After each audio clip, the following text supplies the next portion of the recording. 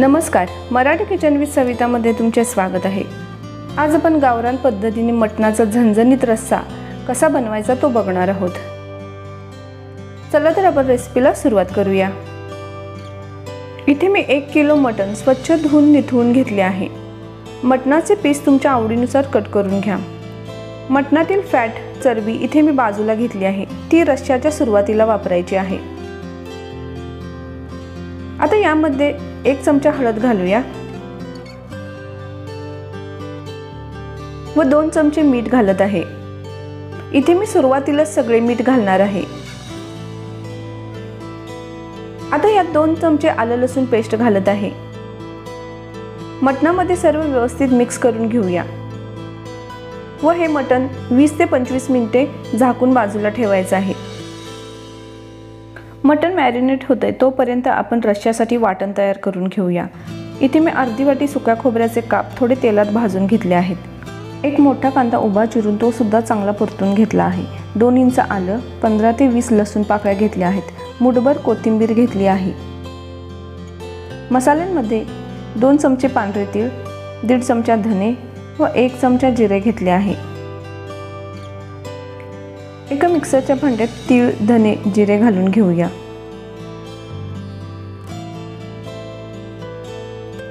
अशा प्रकारे त्याची पावडर करून घ्यायची आहे। आता आपण वाटण तयार करून घेऊया। त्याच मिक्सरच्या भांड्यात खोबरे, कांदा, आलं लसूण व कोथिंबीर घालून घेऊया व थोडे पाणी घालून त्याचे वाटण तयार करून घेऊया। अशा प्रकारे वाटण तयार केले आहे। आता मटण सुद्धा छान मॅरिनेट झाले आहे। आता एका भांड्यात 2 मोठे चमचे तेल घालूया। तेल थोडे गरम झाल्यावर त्यात खडे मसाले घालून घेऊया। इथे मी 2 तमालपत्राची पाने, 1 इंच दालचिनीचा तुकडा, 5-6 काळी मिरी, 3 लवंगा व 3 हिरवी वेलची घेतली आहे। आता हे तेलात घालून घेऊया।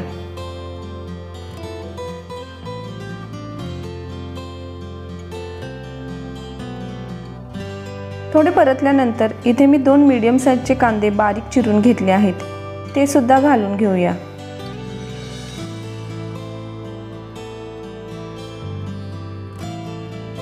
कांदा थोडा परतून घ्यायचा आहे। गॅसची फ्लेम मध्यम ठेवायची आहे।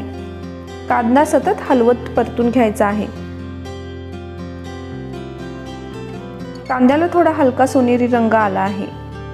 आता इथे आपण जी प्लेटमध्ये चरबी काढून ठेवली होती ती घालून घेऊया व व्यवस्थित मंद आचेवरती परतून घेऊया। साधारणतः 2 ते 3 मिनिटे परतून घ्यायची आहे। तुम्ही बघू शकता छान परतली गेली आहे। चरबी अशी तेलात परतल्यामुळे रश्श्याला छान कट येतो।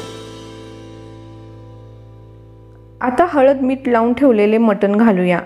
मटण छान मॅरिनेट झाले आहे। मटण मंद आचेवरती 2 ते 3 मिनिटे परतून घ्यायचे आहे। मटणाला आता पाणी सुटले आहे। आता पातेल्यावर 1 ताट ठेवूया व त्यात 1 ग्लास भरून पाणी घालायचे आहे। झाकण ठेवून 5 ते 6 मिनिटे मटण शिजवून घेऊया। ताटावरील पाणी थोडे गरम झाल्यावर ताट काढून बघूया। तुम्ही बघू शकता मटणाला छान पाणी सुटले आहे। मटण थोडे हलवून घेऊया। पहिले गरम झालेले पाणी मी एका भांड्यात काढून ठेवले होते। आता परत तीच प्रोसेस करायची आहे। पातेल्यावर ताट ठेवून परत पाणी घेऊया। अशा प्रकारे मटण छान वाफवून घ्यायचे आहे। मटण असे वाफवून घेतल्यामुळे छान शिजते। 10 ते 15 मिनिटे मटण वाफवून घ्यायचे आहे। झाकण काढून बघूया। मटणाला पाणी सुटले आहे। पाणी सुटल्यामुळे मटण छान शिजते व खाली लागत सुद्धा नाही। आणखीन 2 मिनिटे मटण झाकण न ठेवता परतून घ्यायचे आहे। अशा प्रकारे मटण वाफवून घेतल्यामुळे रश्श्याला खूप छान चव येते।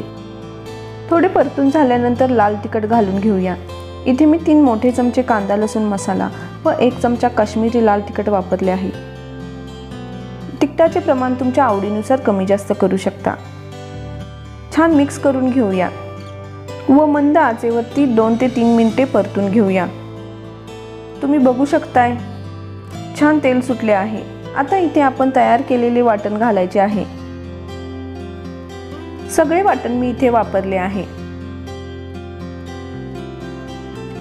वाटण सुद्धा छान परतून घेऊया।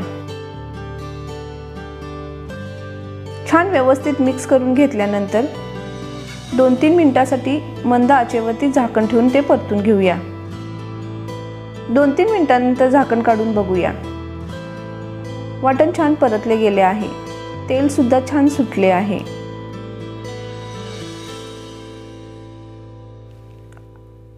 आता इथे मटण शिजण्यासाठी त्यात पाणी घालून घेऊया।